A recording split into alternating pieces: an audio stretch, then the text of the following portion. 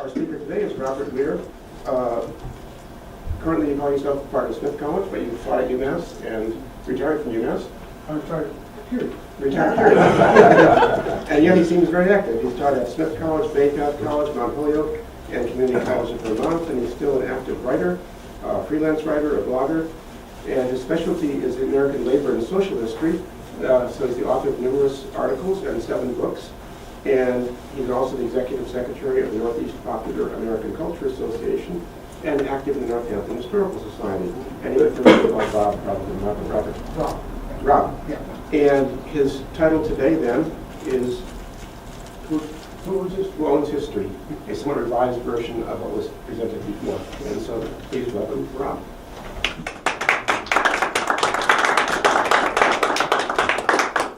Thanks, everybody. Thanks for coming out. It's such a beautiful day. I hesitate to call it a spring day since we might get a bit of snow. Anyhow, I changed the title a little bit. George asked me, what I was going to call it. He said, I need to put out publicity. And I basically typed the first thing. It was on the top of my head. But I think this is a better title, and I'll even give it away a little bit by saying if it's not professional historians, we're in a lot of trouble. Okay? And that's what I'm going to do today.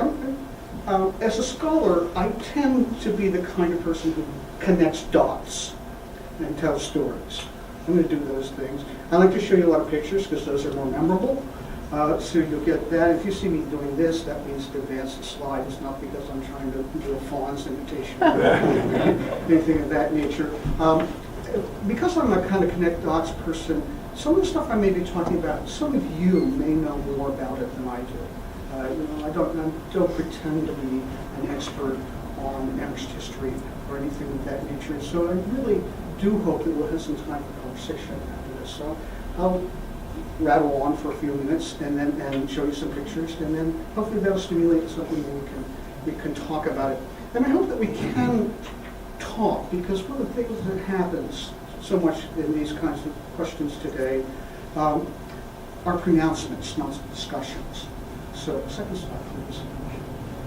Here's why I'm here. I stole this title, by the way, from Mark Twain, The Latest Bit of Trouble. That's how he used to introduce his lectures. Huge Mark Twain fan.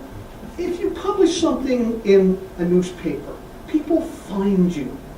Okay, now it wasn't so hard for George to find me because this was a Hampshire Gazette, but you get this, and all of a sudden people start calling you, and they ask you for your opinion on things as if you are an expert on it. And I'm not going to claim to be an expert on this. I just thought about this stuff a lot. That's about it. All I only claim to being a historian, and that is my key point here. So I'm going to set a few things that guide me as a historian. And the first is this E.L. Carr quote, or E.H. Carr quote here, that history is an unending dialogue between present and the past, between the present and the past. And if I were to edit that at all, I would make it plural, dialogues, okay? So, monologues are kind of boring, really. And I don't know about you, but I'm kind of tired of hearing people yell at each other all the time. It doesn't seem to be particularly productive. And for historians, of course, this is $10 work, nuance, the subtleties. And of course, when we do this, I'm going to talk a little bit about Civil War here today as well. When we start to do that, it's, I'm right, you're right. You're wrong, and vice versa, okay? So if I had to pick one thing that has been with me since I was an undergraduate student, I read Mark Locke's The Historian's Craft. He's an amazing person, somebody you should know about if you don't know about him. And his book is an incredible product. He wrote it from memory while he was in a concentration camp where he eventually died. But history, the greatest definition of all time, history is the event plus the various interpretations of that event. That's a key word here. Now again, as we don't do things, we don't have these discussions. Here's how we parse things these days. I say parse a lot, I don't know why. But we tend to configure these things as snowflakes on one hand and Neanderthals on the other. Okay? So here's my recent one of snowflakey stuff. It comes from here in the valley. Many of you know that Joseph Hooker, the Civil War, general was born in Hadley. Here's his house. There's a stone there. And there is a Massachusetts representative who wants the statue of Joseph Hooker to be torn down because the word is a double entendre. Okay. I mean, we don't really get to choose our surnames, do we? Well, you know, we can to a certain extent, but okay. And of course, on the other side, this is one that has been around forever. If this flag offends you, you need a history lesson. Yeah, you do, actually. Okay, but not in the way that they mean it. Another guiding principle, and boy, we sure would be well served if we remembered this. This comes from, I will confess, a novel I have never read, from an author I don't think I've ever read, but I like this quote. The past is a foreign country. They do things differently there. Okay? There's so much wrong with the whole idea that somehow or other we can correct the historical record. And starting from the fact that there's a built-in arrogance to it, that somehow or other we have become the epitome of human evolution and now possess the knowledge that the rest of all of humankind has been looking for. That's in every age are contested, and that's why we study them, that's why we debate them, that's why we talk about them. And so I think that's something to keep in mind. One of the lessons we learn from this is we don't have to like them. We don't have to admire them. We don't have to make them our own. There's a lot of stuff in history that's really, really terrible. Okay? So, you know, how do you... I chose Native Americans here, of course, because that's the debate here in Amherst. We're named after somebody who some would like to say we should not be named after. But, you know, you look at Spanish colonial rule, you can look at English colonial rule, and it's pretty awful, the treatment of Native Americans, no matter how you do it. Okay? We can't retroactively change that. We can lament it. We can be distressed by it, but we can't change it. Now, of course, here's the rub here in Amherst, Jeffrey Amherst, the character here. It's a little bit easier, of course, to change the name of a college sports team than it is the name of an entire town. It's about 38,000, 40,000, somewhere around there. A little bit easier than that. But I put this book over here because this is a book that I read back when I was a high school teacher in Vermont, and I started studying folklore. There's some really strange reasons why I did that. We can talk about this later. But there's a book about this thick that gives you how everything in Vermont got its name. Here's your like one-line summary of this book. There are a lot of dodgy place names out there. Very, very dodgy place names. So here's Jeffrey Amherst. We talked about Jeffrey Amherst. Here's what we know and what we don't actually know for certain. Okay? We know that he wrote a pretty nasty letter in 1763 suggesting that smallpox infected blankets be given to Native Americans. You know, biological warfare against natives began from the beginning, just when people sneezed. So, you know, that's another thing we can talk into. What we don't know is whether or not that was carried out, whether or not he was referencing something that was established practice, or somebody looked at this and said, "Are you crazy?" I doubt that one. But we don't know what the effect of that letter was. At least that's my understanding of it, unless some of you have come across something that says a little bit different. But what we do know, and this is one of those uncomfortable lessons here in history, is that that attitude will be typical of white men, but women as well, for a long, long, long time. Okay, now let me kind of cut here a little bit, just to give you a kind of an illustration of what I'm talking about here. How else do you explain Andrew Jackson?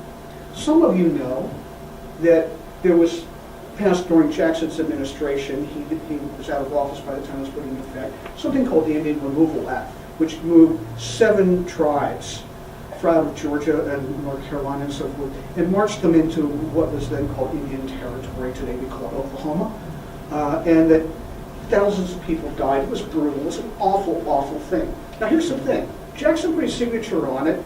The Native Americans, who had partially civilized in the sense that they had become more white, the Cherokee's chief was named John Ross. He was half Scottish. Okay? They sued with the Supreme Court, and the Supreme Court agreed with them. The Indians won their case at the Supreme Court.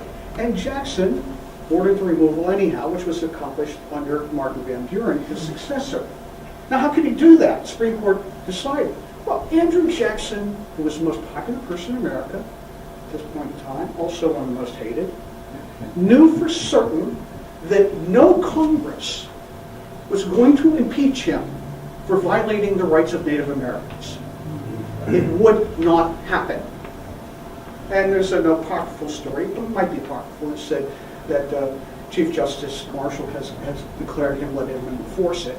He may not have actually said that, but he could have. He could have. So when we talk about what happens here in Amherst, one of the questions we ask is, Jeffrey Amherst a terrible human being, or was he just a white guy from his time? And it has to be parsed this way. If I can just push this a little bit further, understand that Native Americans, who like to be called Indians west of the Mississippi River, by the way, are not even declared to be citizens of this land until an ex-Northampton mayor named Calvin Coolidge put his signature on a bill in 1924. 1924, not even 100 years ago. So it's part of what we have to think. Now, let's go back to Western Mass here for a second, because it turns out we have a lot of dodgy place names. And here are three. And these are just town names. You start talking about road names and pond names and hills and knobs. It gets really tricky. But Jonathan Belcher, Thomas Whately, and Charles Lee. Well, Belcher turns out to be a really awful human being. He, by the way, spent most of his political career in New Jersey, not here in Massachusetts. He held all kinds of positions, and he tended to get dismissed from all of them. Thomas Whately, interestingly enough, was the Undersecretary of State to Lord North during the time of the Stamp Act. And Charles Lee could have been Benedict Arnold if only there had been enough evidence. As it was, he was accused of sabotaging the Battle of Monmouth. As it was, he was dismissed by Washington. So this means that we have here in Massachusetts three towns that are named after people today we would call an abuser, an enemy, and a traitor. Okay. So you folks think you have it bad? Okay, there's a lot that's going on here. Here's another quote I like, and this one gets quoted a lot. Maybe some of you have heard this from Karl Marx. Okay? Men make their own history, but they do not make it just as they please. They do not make it under circumstances chosen by themselves, but under circumstances directly encountered and given and transmitted by the past. Almost nobody quotes what comes after them. And here it comes. The tradition of all dead generations weighs like a nightmare on the brains of the living. What do you really think, Carl? Okay. And they seem to be occupied with revolutionizing themselves and things, creating something that did not exist before, precisely in such epochs or revolutionary crisis, that they anxiously conjure up the spirits of the past for their service, borrowing from them names, battle slogans, and costumes in order to present this new scene in world history in time-honored disguise and borrowed language. What he is really saying here, that even if we could make our own history or remake it, in the case of certain things that are being discussed, chances are it would not be very original, and chances are 100% that it would not be very pure. So all this, again, history doesn't make us comfortable. Bruce Laurie has discovered the story behind Peter, the slave here. Let's go back to Native Americans here. Let's understand that the last battle between whites and Native Americans, official battle, occurred in 1890. It's sometimes called the Battle of Wounded Knee. It's more the massacre of Wounded Knee. So, Jeffrey Amherst, he has some glorious company, if I may use the word glorious in an ironic way. What we probably need to make sense of is some kind of mediation. And I want to say that one of the reasons I think we get this stuff mixed up, and I argued this in an article I wrote about Gettysburg. I grew up in Pennsylvania, near Gettysburg. And I looked at the monuments occasionally. I think what we do here is we often make four things seem as though they're immediate family when they are at best distant relatives. That is to say, we conflate memory, heritage, legacy, and history. Memory, boy, just joking with Chris here, I said I don't remember what I have for breakfast these days. Memory is a wonderful thing for historians to collect. Okay? Oral histories and that kind of thing, but it is incredibly unstable. Many of you have the experience that I had sometimes where I did something and every time I tell about it, it gets a little bit better. Yeah. And so it's very limited in its point of view. Then we have heritage, which is this grand narrative that somehow or other explains whatever fill in the blank, the Civil War, the cause of the Civil War. Then we have this thing called legacy that we bequeath to future generations. Then we have history, which is actually evidence-based. My goodness, what an idea. It's dynamic, that means it can change, it has multiple perspectives, and if we do it right, it's the kind of judge between these other three. Now here's a chart that I created for a different class. I taught a class at UMass called History and Legend. But I think it shows us something here. If we think about why do we tell stories in the first place? Well, history tells stories because we're trying to get it right. That means that we're on the fact end of the spectrum. Notice that there are arrows, the stories change. Okay? And we have this thing at the other end that we call myth. And among scholars, myth is not a bad word. Myth doesn't mean false. Myth simply means it can't be proved and it can't be disproved. So that means it's kind of faith-based. And as a scholar, students would ask, sometimes they get a religious student, and the religious students say, can I write this without God's working this out? And I said, no, you can't, because you're not doing history. You wouldn't ask to take a faith-based math course. You can't be, history is about evidence, or it's not a history course. Okay? So notice that this thing we call legends, and we quote oral history and legacy in here, somewhere in the middle. Legends take some facts, but they take it in a kind of different way. And this is, I think, where we are right now. Okay? In our debates about a lot of things. We're talking about things which are more properly called legends.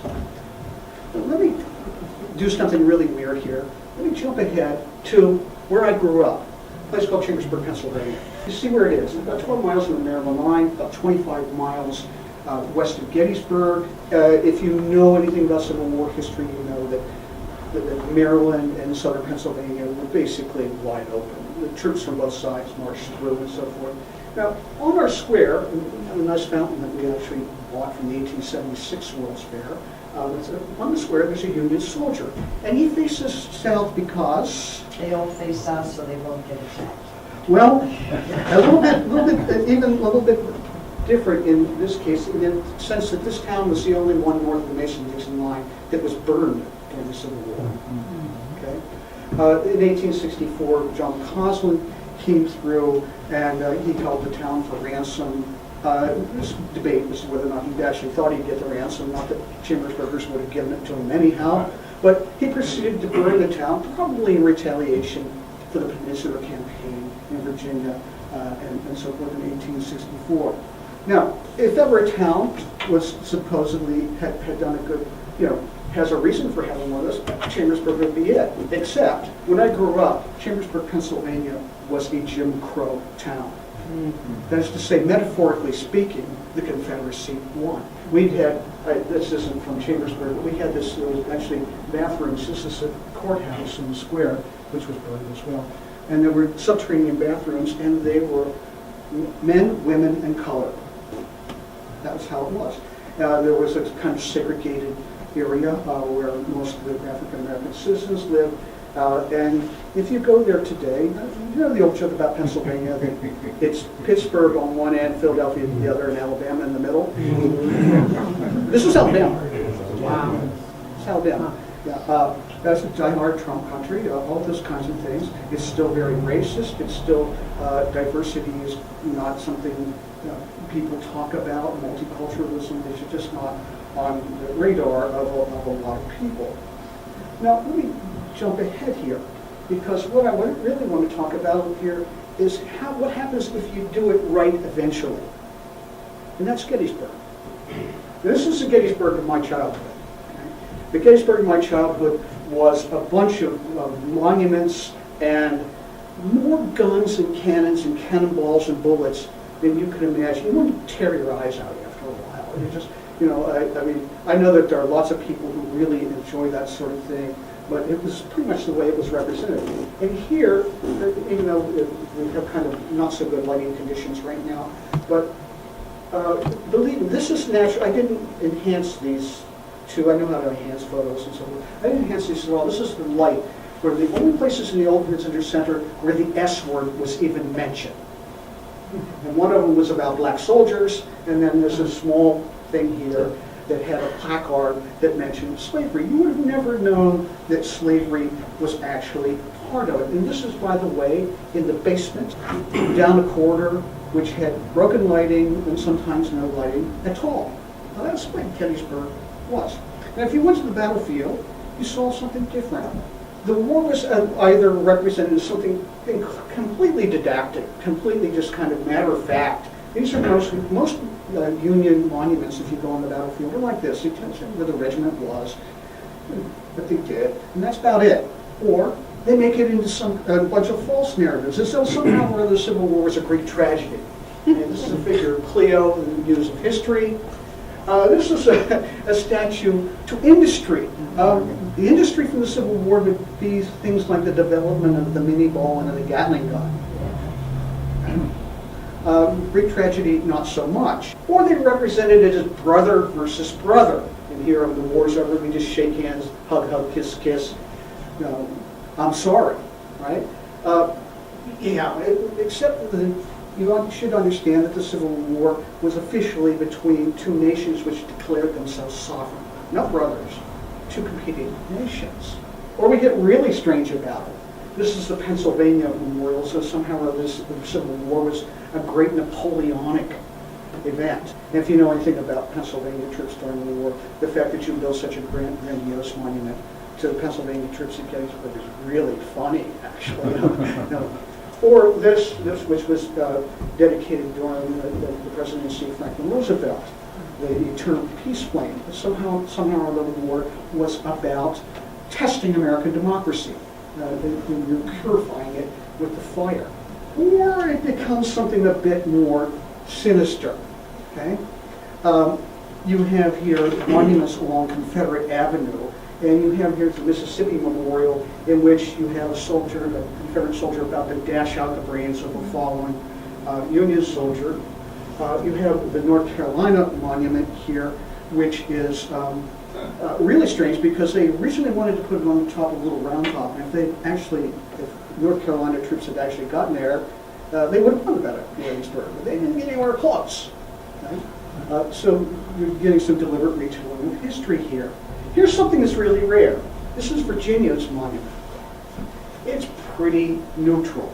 There's Lee up there on his horse Traveler, and here are some soldiers gathered around.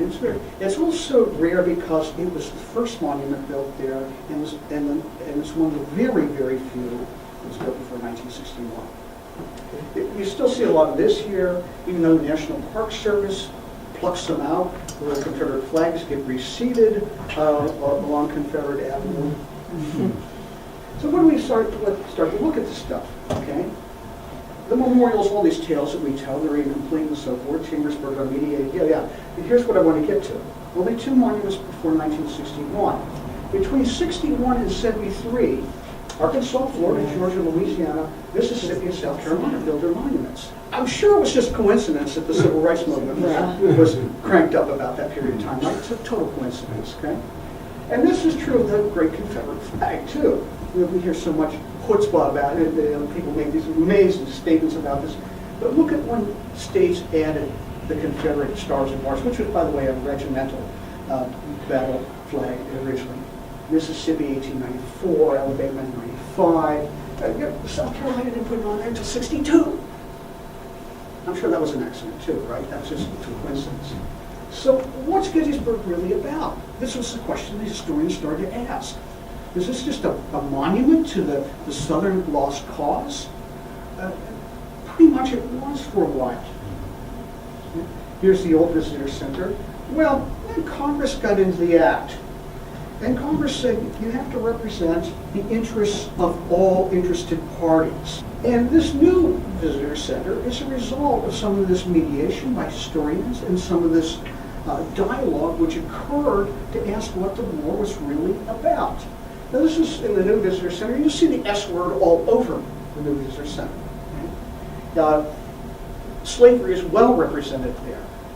It's something which is shocking to a lot of South Central Pennsylvania people who really like the old battlefield. It's fine, thank you very much. But the battlefield itself still has a long way to go, because this is the only monument to non-whites on the entire battlefield. It's a Native American, but it's not really a Native American because it's a monument to New York's Tammany Regiment, and their mascot was a Native American. Their leaders were called sachems. So, by now you're probably wondering. If any of you have taught, how many of you taught in here? Anybody teach in here? Yeah. At some point you probably get this kind of question. Why didn't I learn any of this stuff in high school, or if you have seniors or juniors, why didn't I learn this in junior high school? And why do we have to talk about such awful things? Those are good questions, and they have some answers, okay? And one of the things they often react to is actually the sanitization of history. They got the George Washington cherry tree kind of history. So now I want to get into some of the dangers of what happens if we change history. I recently reviewed this book for Amherst College Press, Our Beloved Kin by Lisa Brooks. It's a tough read, but it's a really enlightening read. And by the time you get done with it, you kind of feel like there's absolutely no reason to feel proud about any of our Puritan ancestors. They were awful. They made Jeffrey Amherst look like an Eagle Scout. Okay? So if we want to start talking about sanitizing history, well, maybe we should go to Springfield. Maybe we should tear this down. Problem two, where do you put the boundaries? Now, these are statues of Christopher Columbus that have been vandalized in the last few years. And this one in Boston was actually vandalized by Black Lives Matter. And here's, lest we forget, the Lincoln Memorial was vandalized in 2016. This statue to a great California figure of history, Father Sarah, was vandalized in 2017. And you look at these things and you say, well, how does this play out if you're like an Italian American or Catholic or a fan of Abraham Lincoln? Dangers with here. Who do we want to slight when we talk about these kinds of issues? I'm not a defense of the Confederacy, by the way. I don't have a damn thing to say that's good about the Confederacy. Okay? But I have a lot to say about how we represent history. The fourth question, of course, is whose politics prevail? The moment we politicize instead of historicize. It's one of the great,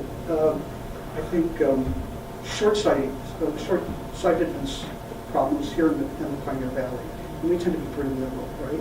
And we assume, of course, that everybody will agree with those guys. Well, need I remind you that Governor Paul LePage of Maine took down a mural that featured Francis Perkins because it didn't jive with what he thought was the view of business. But Paul LePage is probably a few fries short of a Happy Meal anyhow, but that's another issue. Here's the most visited memorial in all of the United States. This, of course, is the Vietnam Memorial. And if Ronald Reagan had had his way, it wouldn't have been built. He hated the design. He called it an ugly gash in the National Mall. To Reagan's credit, he admitted that he was wrong about that, but why do we assume that any kind of corrected history will prevail? And why on earth would we have done this? This is in Boston Harbor. This was a memorial to Confederate prisoners of war who were held on an island outside Boston Harbor. They died there. That's what they did. They died there. And of course, from the height of all this debate about monuments, we covered up that offensive memorial. Well, if you read David McWilliams' book, A People's History of the Civil War, you will understand very quickly that the average Confederate soldier was a pawn in somebody else's game. You also find stuff that you'll never find in Southern history books, which is the incredible high rates of desertion among Confederate troops. Okay? So why do we go there? And that's probably, at some point we self-parody. Now, some of you perhaps know about this, that there's this group that's outraged about the monument of Barack Obama in Washington, D.C. And they want it down because he divided us and all that. Well, you can't take it down because it never went up. It was a meme that was on the internet, and but nonetheless, there are people who are outraged by this. But then it flips both ways, doesn't it? Okay. This is another debate right here in our own backyard. I mean, this is about an arch that was put up in Springfield, and I do want to go on record as saying if somebody had asked me about this, I would say, look at counter guys. This is probably not the best image to put up, but look at what happens after this. Okay, you get one group calling for its removal. You get Mayor Sarnhope, who's furious about this whole thing, and you get even weirder stuff. You get, at this point, it's impossible for anybody to admit that this was a mistake, because now there are calls to remove Dr. Seuss books from schools because he's a racist and so forth. There was no such thing as Dr. Seuss. That is an assumed character in the way that Mark Twain was an assumed character for Samuel Clemens. That was my Twain analogies for that. He was a caricaturist. That's what caricaturists do. Right? And he was, Benito didn't do so well, and neither did Hitler, and neither did Tojo, and neither did Franklin Roosevelt sometimes. Okay? That's what he did. This is what he did before he was Dr. Seuss. Seuss was his middle name, by the way. Theodore Geisler's middle name is Seuss. I'm actually going to lost these. Well, here's another problem. If we start changing history according to public opinion, it is incredibly fickle. Now here's statues from Richmond, Virginia. I love the idea that there's an Arthur Ashe statue on a boulevard where Lee and Stonewall Jackson are. But there was outrage in Richmond when this was going on. This is also one of the most defaced monuments. This is on Memorial Avenue. But Abe Lincoln, is often splattered with paint and so forth. People will walk around with Lincoln killed my ancestors, and that kind of thing. If public opinion were the only discussion about this, neither of these would have gone on. So let's talk about renaming Amherst. Many of you perhaps have been involved in some of these discussions, or at least read about it. This is an article which appeared in the Valley Advocate, and the public didn't agree. Okay. Now that doesn't mean that the name should be changed. I'm not an Amherst resident. I live in Northampton, so that's one you're going to have to fight for yourself. But understand that if you do fight it, if you do go there, if you do dare tread where angels dare not, you're in for a fight. Okay, that's cheap, but you get my point. Yeah. If we allow politicians to make these decisions, who are we talking about here? Who are we talking about? So here's what I want to kind of hope we can sort of talk about here a little bit.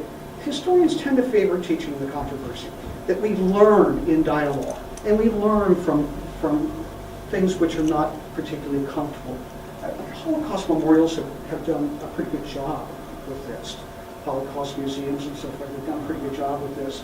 Italy has started to do this with statues of Mussolini.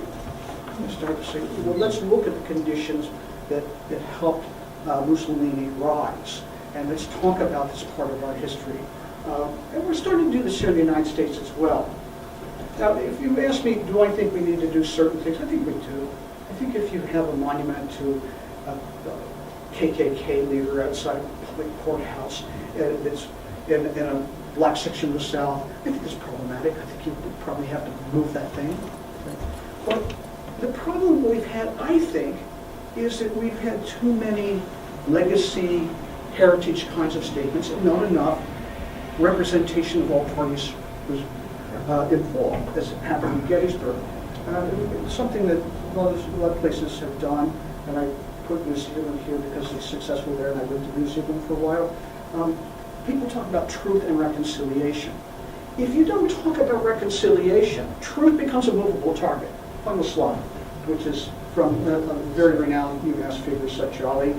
Secchioli says, if the study of history doesn't deeply unsettle you, it has no point. Has no point. And Charles, an enormous Rich Lander said, you need to tell the truth about the past and understand that there is a difference between remembrance of history and reverence of it.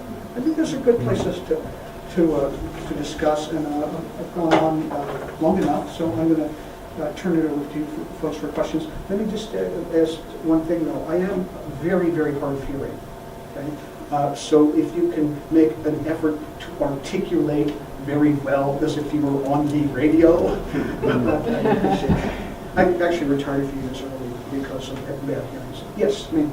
I was like, you were talking about the sort of like, so like the difference between the remembrance of history and the reverence for it. Mm-hmm. In the scope of like monuments to people like Christopher Columbus or like certain other people who like participated in genocides or like similar things in American history, do you think there's a difference between like teaching and like museums about them versus like monuments and glorification of them? What do you think?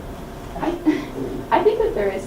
I think that like we should teach and we should like have those people be constant like figures in American history, because we can't forget that we are responsible, or like our ancestors and like our country is responsible for those things, and like that's the history we're built on. But I don't think that we should teach them as, we should build monuments or have monuments to them that like allow glorification or that allow the sort of glossing over of the bad things that they did. I think I agree with you. I think that the problems that these Columbus statues have right now is that they do iconize and make him into this big hero, and there's no discussion about it. It's a monologue. Okay? So imagine those same discussions about Christopher Columbus. And by the way, things like the annual protests down at Plymouth Plantation keep these kinds of things alive. But imagine if the statue of Christopher Columbus had with it teaching units for elementary school teachers. Imagine that there were other plaques around here that talked about the controversy of Christopher Columbus. The problem with the tearing down the statue is once you tear it down, out of sight, out of mind. That's why we built them in the first place. I mean, how often do you go into a town and there's a monument there, and you go, "Who's that?" And you read what it says on the plaque, and you say, "Okay, I still have the same question. Who's that?" Right? We don't give context, and I think context is what it's all about. You know, if you just slap up a monument, you know, and I've both affected a lot of people's lives in my lifetime. But if somebody were ever to put up a statue to me, God forbid, but if they were ever to do so, 10 years from now, who would know what that was? What's that all about? So the stories are what, if we don't have stories, historians actually are terrible writers sometimes. What historians often don't do is they don't tell the story. And the stories are what keeps us alive. The stories are what remind us of the horrible things that people have done, and maybe we'll have the wisdom to not repeat that. Chances are that we will correct one thing and make plenty of stupid mistakes of our own. That people, somebody like you, 20 years from now, go, "What were they thinking?" Right? But yeah, I agree with you. I think that's what we have to do. We have to tell those stories, multiple stories. Because you know what? Here's the other thing about Christopher Columbus, though. In a really strange way, he is also a symbol of Italian-American pride. Right? And not for what he did in terms of his treatment of Native people, because what he represented about the age of exploration, with all its problems, and the fact that the United States is actually, of America, is actually named after an Italian, and those kinds of things. So, you know, if I have one criticism of the question, it is that you assume that there's only one narrative about Columbus, and it's a terrible narrative. I'm not going to try to whitewash that in any way, shape, or form. but there are other narratives, and I think if we want conversation to happen, if you want to stop conversation, start tearing down Christopher Columbus monuments. You know, that's a conversation stopper. So, I don't want these things to ever have halos around. You know, I don't want our statues to, like, sometimes they're like metaphorical Virgin Marys. Right? We make them that way, but I don't want to say that these are good people. I want to say that they were people. And they were people of their time, and they made horrible mistakes, and we all learn from those mistakes. And your question actually has built into a really, really good observation, which is we're not telling that story. We should. It's a great question. Yeah, I just finished reading the latest special issue of National Geographic, Oh, which, if the anybody middle has one. not read, is absolutely spectacular. And having been a member since 4th grade, it was really quite eye-opening. They quote Landry in there and how he lost 35%, 30-some-odd% of the white Christian vote in Yep. his district, in New Orleans, Yeah. after he decided to have certain monuments taken down. And people would come up to him in a restaurant and say, "I hate you," right to his face while he's having dinner with his family or whatnot. And to his credit, he said, "Look, you know, I'm really sorry you feel that way, but I think it's the right thing to do."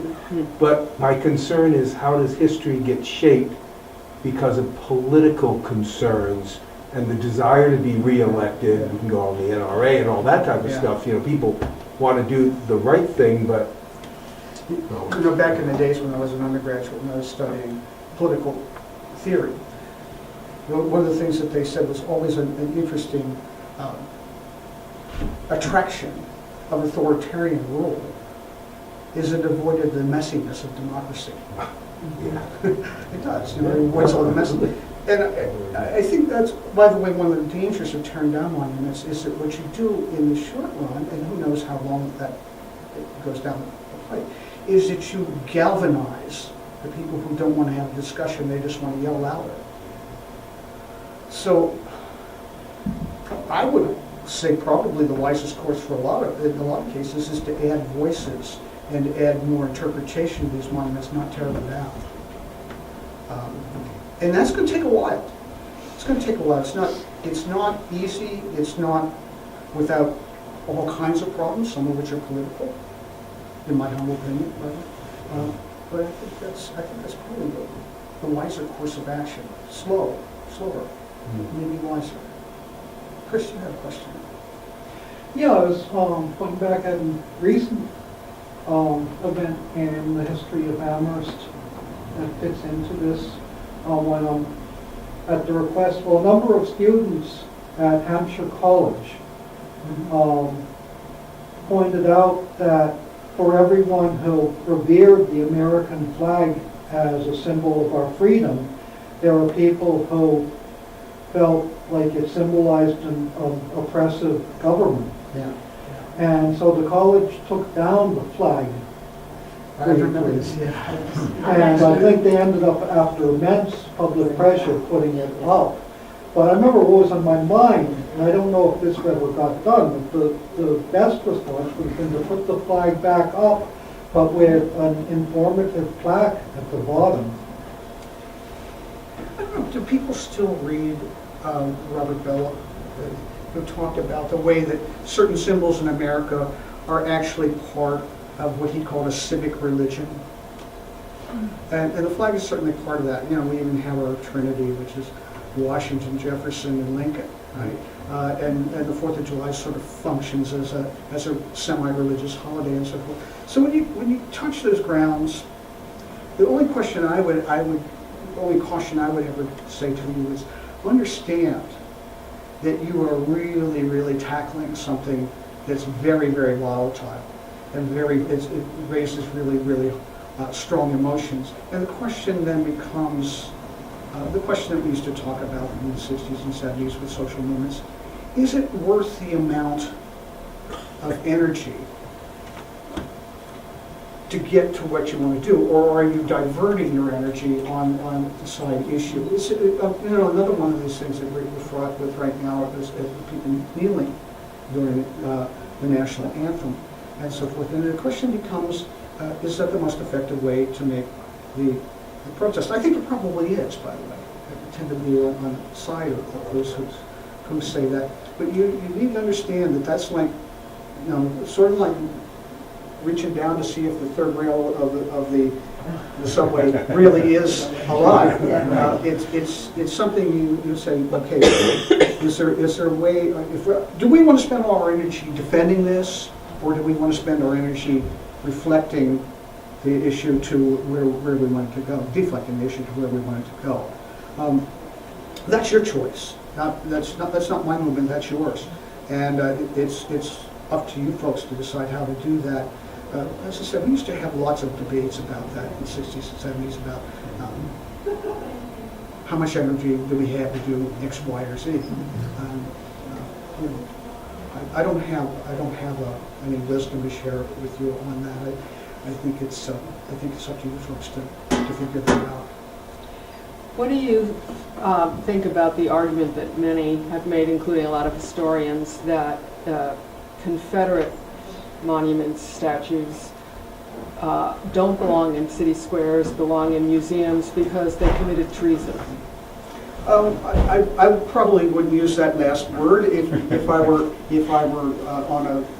Well, I would agree with the first part of it. I think I alluded to that a little bit by saying, if there's a monument, a place where everything goes into every day or official. I think there's a difference between public space and private space. Basically, I argue that all the time in various things that we get into other debates about cameras and everything else when we confuse public space and private space. I think they probably do belong in museums. But the treason argument you don't see. I believe it. I believe it's treasonous. Politically, I wouldn't say it. I see. I'd like to say it in Amherst. I wouldn't say it in Chambersburg, Pennsylvania. Right. Well, if I could just push back up, not push back on, just follow up. So, to me, what's interesting about that question is how we've been teaching history, in this case, the Civil War, and our understanding of history, which for a long time in many places did not include the S word very much, as you were saying, but also didn't get at that fundamental issue as well, which is committing treason by saying you could leave, insurrect against the government, which is what they did. If I might, I think one of the other things that educated people do is they come to conclusions much faster. And so we often want to kick people to a place where they need to go slowly. They need to arrive at. It's a fundamental precept of teaching. But when you have a student, you meet the student where that student is, and then you take that student somewhere else. We run the risk, I think, of more yelling at each other when we use loaded language. And I'm not going to pretend, by the way, that the other side is a bunch of nice people who are just waiting for us to dialogue with. There's probably some really, there are some really nasty people, some really nasty others too, by the way. But conversation begins, mediation begins finding common ground. That's where it has to begin. As long as we're we get nowhere. I wouldn't have made that, by the way, I wouldn't have made that point when I was the age of you young ladies. I was kind of a firebrand, and I would have, I knew I was right, damn it. But I think maybe that's where we have to go. And again, that's kind of part of your question about the messiness of democracy. This way, but I'm connecting dots again.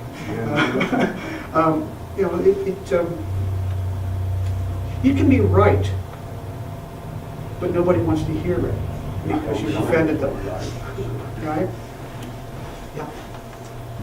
Well, it feels as if we're still fighting some of those same battles against those same red states. And I think in the case there was too much reconciliation and not enough truth at the time. That's an interesting point. You may be right about that. maybe you're right about that. Living in New Zealand made me a big fan of Truth and Reconciliation. The coming together of Pakeha and Maori, that is whites and natives. Right. Well, they're actually not natives, and no natives in New Zealand, but First Peoples. It's, you know, it's not perfect, never is, but we sure do a better job of things. Like, you know, there's certain issues that they put forth, and they understand that Maori own those issues, and that Maoris have to define the dialogue. Yeah. Well, what an interesting way of doing things, huh? The people who are most affected taking control of the dialogue. What an idea. Wonder why nobody's thought of that before. Well, I do think punishment wouldn't have been the right way to go, or, you know, really. Well, it depends on what day you ask me. There are days Yeah, I know, me too. But there are days in which I think that the biggest But damn the- fool statement Lincoln ever made was, you know, We lost track max of, toward none. we lost control of the history narrative Mhm. over large parts of the country, of what happened and why we were there and so forth. Well, here's something that might make us uncomfortable, but I think might be true. In this debate about talking about the Civil War, maybe we need to have Southern voices take the lead. And one of those guys is Ed, I forgot his last name, it's a flick down my head, Ives, at the University of Virginia. Grew up in Virginia, loves Virginia. And boy, if you want to get Professor Ives angry, wave the Confederate flag in his direction. He just said, as a proud son of Virginia, I regret that you waved that piece of cloth at me that basically institutionalizes 4 very unfortunate years in our grand history. Now, that's different Yeah. than me, or Bruce Laurie, or Bruce Wilcox publishing some of the books that you published. That's different. That's different. You know, yeah, Bruce. Ron, to what extent has the National Park Service embraced this notion of multiple viewpoints? Because you cite Gettysburg, but is that typical now, or has it? It has to be. Yeah. It has to be. Congressman Jesse Jackson Jr. introduced a bill back in, I think it was '98. I'd have to look that up. I don't remember it anymore. You write the articles, you forget them. But in which their funding is directly tied to telling all of the stories of all interested parties. So if they don't clean up their act, so to speak, and it's an ongoing process, I'm afraid sometimes that means the same thing as Brown versus Board of Education with all deliberate speed, right? Whatever that means. But they have to be working towards that goal, or their funding rates cut. At least under currently, who knows, I mean, what happens down the road. But yeah, they're working towards that, and some do better than others. Gettysburg still, in my opinion, has a long way to go. It was only 4 years ago that there was a monument to a woman at Gettysburg. Okay, there are almost 2,000 monuments in that battlefield. And finally, they got around to putting a woman there. Wow, good idea, huh? We think of FDR today as this great hero. Am I correct? The vast Well, majority. not so much. Well, the reason I ask that is because my father actually headed up an honor guard at his funeral. The reason, as an officer in the Navy, he had that position is because the officer who was placed in that position said, "I'm not going to go to that son of a bitch's funeral." Yeah. And apparently there was a whole side of that item, and there still is, I guess. Well, I'm not aware of it, I guess, as well. Franklin Roosevelt was horrible on issues of race. Horrible. He was a philanderer. He's also probably the greatest president we ever had. Okay? Now, how do you get your brain around that? Abraham Lincoln was horrible on race until he met Frederick Douglass. So, who's the real person? Oh, guess what? He's flawed. Yeah. Aren't we all? And so we got another interesting debate in Princeton. There's a lot of sentiment for removing Woodrow Wilson from everything. Okay. Well, Woodrow Wilson was a horrible racist, but he was also one of the finest presidents we ever had in terms of putting his name on progressive legislation. So what do you do with that? What do you do with that? I'd hate for us to get rid of the whole discussion about Woodrow Wilson. We should talk about his racism because it was so emblematic of what people, educated white people in the 1910s and 20s felt. He's a person of his time just the way that Jeffrey Emerson was. And I think he was maybe a little worse than that. I think he actually he might have been pathologically racist. But does that change everything? Not to me, it doesn't. I don't have to admire him, but I do have to appreciate it, I think.